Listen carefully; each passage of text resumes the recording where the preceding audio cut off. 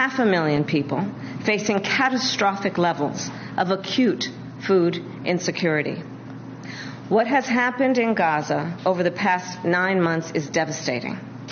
The images of dead children and desperate, hungry people fleeing for safety, sometimes displaced for the second, third, or fourth time.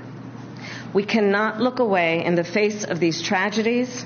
We cannot allow ourselves to become numb to the suffering, and I will not be silent. Thanks to the leadership of our President, Joe Biden, there is a deal on the table for a ceasefire and a hostage deal. And it is important that we recall what the deal involves. The first phase of the deal would bring about a full ceasefire, including a withdrawal of the Israeli military from population centers in Gaza. In the second phase, the Israeli military would withdraw from Gaza entirely, and it would lead to a permanent end to the hostilities.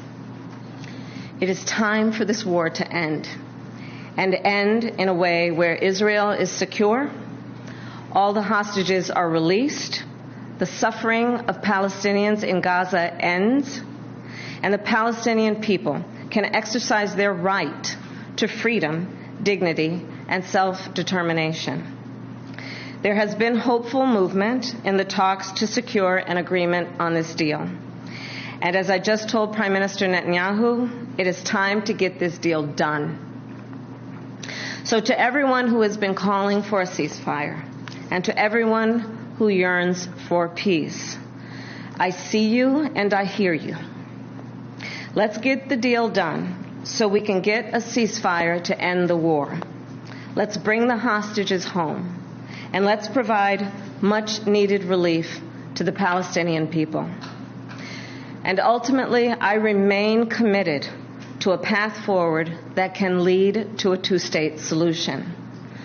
And I know right now it is hard to conceive of that prospect, but a two-state solution is the only path that ensures Israel remains a secure, Jewish, and democratic state, and one that ensures Palestinians can finally realize the freedom, security, and prosperity that they rightly deserve. And I will close with this then. It is important for the American people to remember the war in Gaza is not a binary issue. However, too often the conversation is binary, when the reality is anything but. So I ask my fellow Americans to help encourage efforts to acknowledge the complexity, the nuance, and the history of the region. Let us all condemn terrorism and violence. Let us all do what we can to prevent the suffering of innocent civilians, and let us condemn anti-Semitism, Islamophobia, and hate of any kind. And let us work to unite our country. I thank you. Madam Vice President, after your meeting, are you convinced that the Prime Minister would like it?